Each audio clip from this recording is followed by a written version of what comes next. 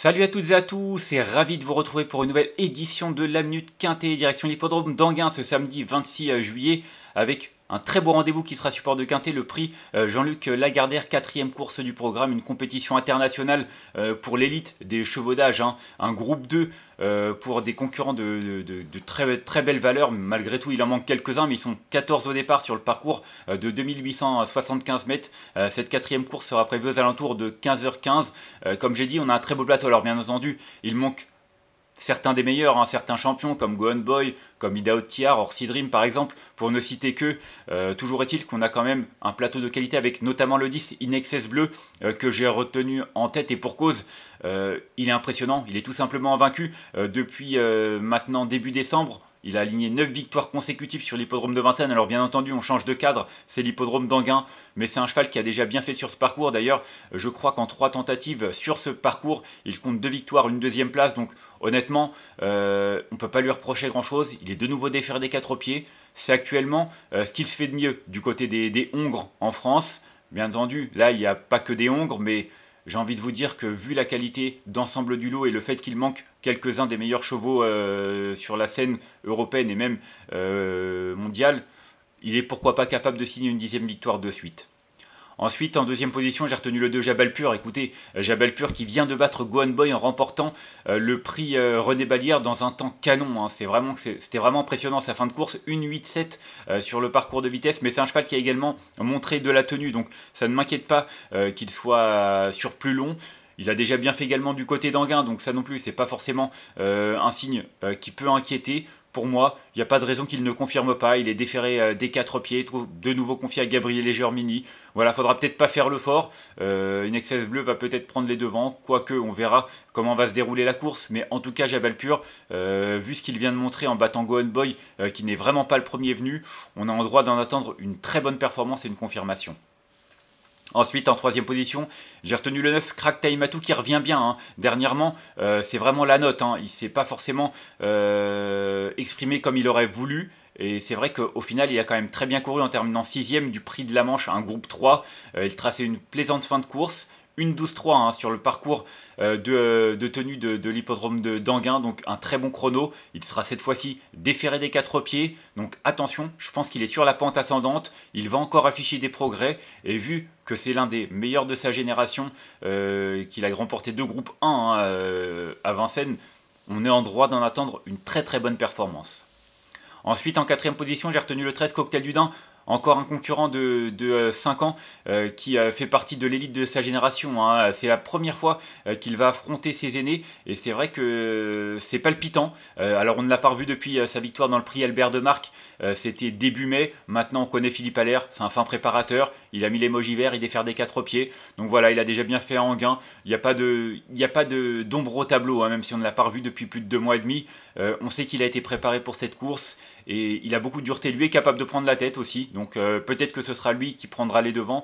En tout cas, il vendra chèrement sa peau et ça peut lui permettre de terminer sur le podium. En tout cas, il fait partie des 3-4 premières chances de cette compétition. Derrière ces 4-là, j'ai l'impression qu'ils se détachent. C'est un peu plus ouvert pour les petites places, on va dire. J'ai retenu le 7, Gendréen. J'ai tenté quelque chose avec un cheval qui a couru 3 fois sur ce parcours pour 2 victoires, une deuxième place. Un peu le même profil que In Excess Bleu sur cette piste. C'est pas le même du tout, hein, Gendréen. Il a beaucoup progressé durant ces 12 derniers mois d'ailleurs. C'est l'un des derniers à avoir battu In Excess Bleu. C'était à Mêlée-du-Maine l'an passé. C'est vrai que c'était pas le même parcours, mais en tout cas, ça prouve tous les progrès qu'il a effectués depuis maintenant un bon moment. C'est un cheval qui est sans doute barré au plus haut niveau, mais qui est courageux, qui est capable de partir de loin également de temps en temps. Donc attention, je pense qu'avec Léo Abrivard, il va partir à une cote assez intéressante. Et ça peut être un concurrent capable de brouiller les cartes et pourquoi pas prendre une 4-5e place. Ensuite, j'ai retenu en 6ème position l'As Hubble du Vivier qui vient de se montrer fautif dans le prix de Washington. Hein. Une épreuve toujours très convoitée, remportée par Go On Boy, justement, le bien nommé Go On Boy devant Onek. Toujours est-il qu'il ne faut pas le condamner sur cette tentative. Auparavant, il avait remporté 2 courses sur 2150 mètres sur l'hippodrome d'Anguin. L'allongement de la distance ne va pas le déranger. C'est un cheval qui a beaucoup de dureté, beaucoup de tenue. Son entourage est confiant, il défère des 4 pieds. Alors c'est le moins riche, il y a de l'opposition. Mais voilà, comme j'ai dit, c'est ouvert pour les petites places. Je pense pas qu'il soit capable de monter sur le podium. Mais un petit peu comme pour le 7 Gendréen, le voir terminer 4-5e, ce serait assez logique. Ensuite, j'ai retenu en 6ème position le numéro 4, Harley Gemma. C'est une jument qui est en grande forme. Elle l'a prouvé dernièrement dans le prix de la Manche en se classant 4ème, devant notamment Cracktail Matou. Auparavant, c'était également très très bien à Anguin dans le prix de New York. Voilà, Laval, 4ème place dans le GNT. Non, en ce moment, elle est en grande forme, elle fait toutes ses courses, elle est courageuse, elle ne lâche jamais le morceau. Bien entendu, comme pour les deux précédents que j'ai cités, elle m'a l'air un petit peu barrée à ce niveau-là parce qu'il y a quand même des concurrents de classe bien meilleurs en valeur pure. Mais elle fait partie, comme j'ai dit pour les deux autres, des possibilités pour la 4ème ou la 5ème place.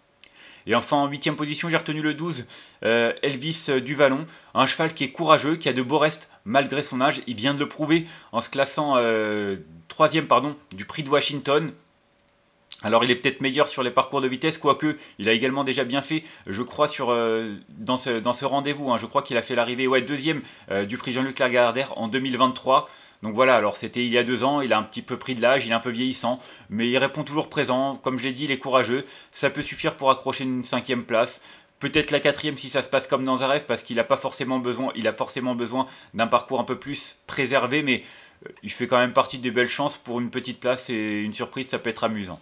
Et enfin, en cas de non partant, j'ai retenu le 5, J'aime le foot, un cheval qui a pas mal de dureté. C'est vrai qu'il est un petit peu décevant depuis le début de l'année, mais dernièrement, c'était pas si mal que ça dans le prix Bertrand de Loison, du côté de Vincennes. C'était il y a un peu plus d'un mois. Voilà, c'est pas forcément une priorité, mais en étant déféré des 4 pieds, pourquoi pas accrocher une petite place à Bellecote.